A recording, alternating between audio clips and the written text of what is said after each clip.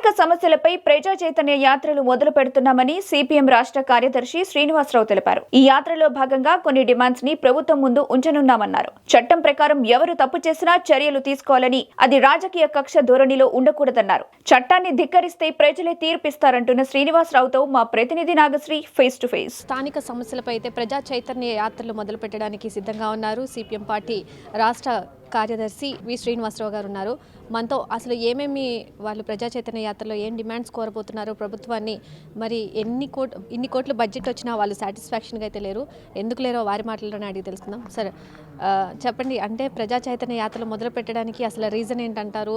స్థానిక సమస్యలు అయితే చాలా ఉన్నాయని చెప్తున్నారు, ఇంత బడ్జెట్ ఇచ్చినా సరిపోదని కూడా మీరు కూడా చెప్తున్నారు. సో ఏంటి దీనికి ముఖ్య కారణం? ప్రజలు 9 నెలల పాటు ఎదురు చూసి ఈ బడ్జెట్లో సూపర్ 6 హామీలన్నిటికీ నిధులు కేటాయిస్తారు, రైతులకి, కార్మికులకి, పేదలకి రిలీఫ్ వస్తుందని ఆశతో ఎదురు చూశారు.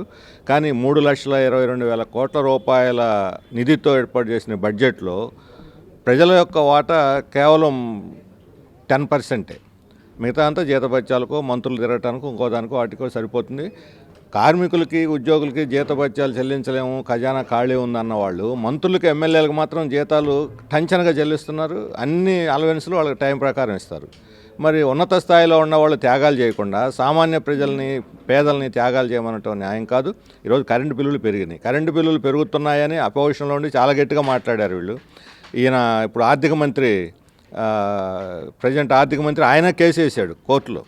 ఛార్జీల ఈ ఒప్పందాలు, విద్యుత్ ఒప్పందాలు చాలా అన్యాయం అని. అదే విద్యుత్ ఒప్పందాలను వీళ్ళు గౌరవించి అమలు చేస్తున్నారు. అంటే మీ మాటలకి చేతలకి ఏమైనా సంబంధం ఉందా? గత ప్రభుత్వ విధానాలు అమలు జరుపుతూ అవే భారాలు జనం మీద ఇప్పుడు వేస్తున్నారు. అందుకని కరెంట్ ఛార్జీలు తగ్గించి స్మార్ట్ మీటర్లు ఉపసంహరించుకుంటే ప్రజలు కొద్దిగా అవుతారు. అట్లాగే మహిళలకి 1500 లేదు, నిరుద్యోగులకు భృతి లేదు, ఉచిత బస్సు లేదు. అట్లాగే పెన్షన్లో కూడా నిధులు తగ్గించారు, అమౌంట్ పెంచారు, నిధులు తగ్గించారు.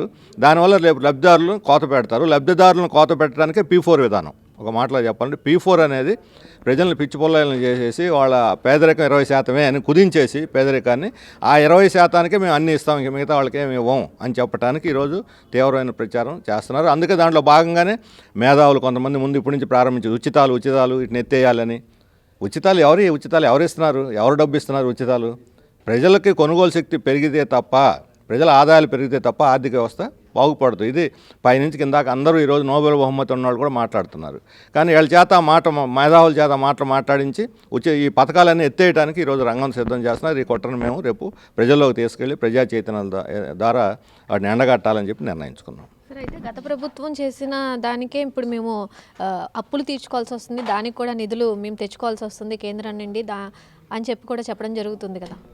అప్పులు, అమెరికా కూడా అప్పుల్లో ఉంది. రోజు పేపర్ చూస్తే ట్రంప్ మేము అప్పుల్లో ఉన్నామని చెబుతున్నాడు. భారత ప్రభుత్వం అప్పుల్లో ఉంది, ఈ ప్రభుత్వం అప్పుల్లో ఉంది. ఇప్పుడు అప్పుల్లో ప్రభుత్వాలు ఎంత ఉన్నాయని కాదు ఆలోచించాల్సింది, ప్రజలు ఎంత అప్పుల్లో ఉన్నారని ఆలోచించాలి. అప్పుల్లో ఉన్న ప్రజల మీద మీ భారాలు వేస్తే ప్రజలు భరించగలరా?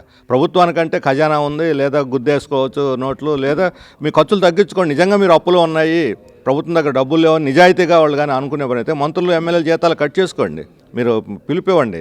అప్పుడు త్యాగాలు, ప్రజలు మన కోసం త్యాగం చేస్తున్నారా వీళ్ళు, మనం కూడా త్యాగం చేద్దామని అనుకుంటారు.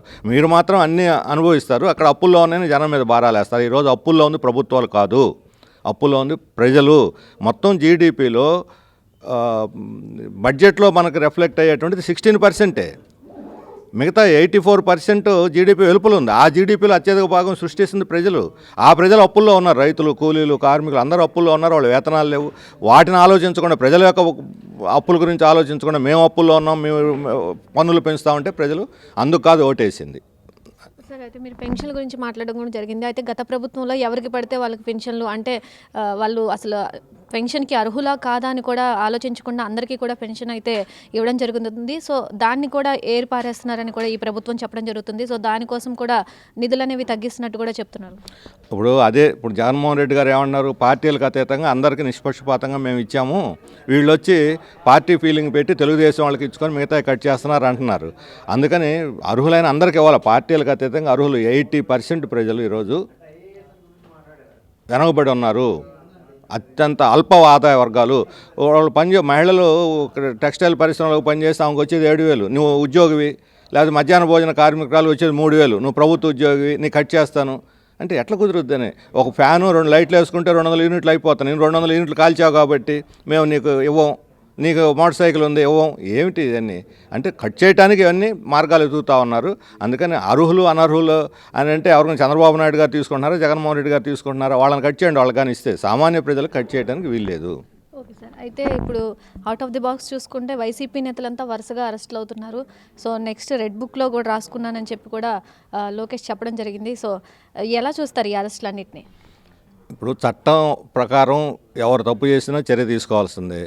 దీంట్లో రాజకీయ కక్షపూరితంగా వ్యవహరిస్తున్నారనేది రాకుండా గత ప్రభుత్వం మీద అటువంటి ఆరోపణ వచ్చింది, ఈ ప్రభుత్వం మీద అటువంటి ఆరోపణ వస్తున్నది. తప్పు చేసి ఉండి చట్టం ప్రకారం మీరు వ్యవహరించండి, దానికి ఎవరు అభ్యంతరం పెట్టరు. చట్టాన్ని ధిక్కరించి కక్షపూరితంగా వ్యవహరిస్తే ప్రజలు తీర్పు ఇస్తారు. అందుకని దీన్ని నిర్ణయించాల్సింది రేపొద్దున ప్రజలు. మేము కోరేది ఏంటంటే ఎవరన్నా మేము ధర్నా చేసుకుంటాం, ఊరేగం చేస్తామంటే అటువంటి వాళ్ళ మీద మీ ప్రతాపం చూపకండి, వాళ్ళ పట్ల ఉదారంగా ఉండండి అని చెప్పి మేము చెబుతున్నాం. ప్రజా చైతన్య యాత్రలు అయితే స్టార్ట్ చేయబోతున్నాం. 8 నుండి 12 వరకు కూడా ఇవి జరుగుతుంటాయి. సో ప్రజా చైతన్య యాత్రలో భాగంగా ప్రజలకి ఏదైతే సమస్యలు ఉన్నాయో వాటిని కూడా మేము పరిష్కరిస్తాము, ప్రభుత్వం నుండి డిమాండ్లన్నీ నెరవేరుస్తామని కూడా వి శ్రీనివాసులు చెప్పడం జరుగుతుంది. కెమెరా పర్సన్ ఆసిఫ్తో నాగశ్రీ, విజయవాడ, మెగా 9 టీవీ.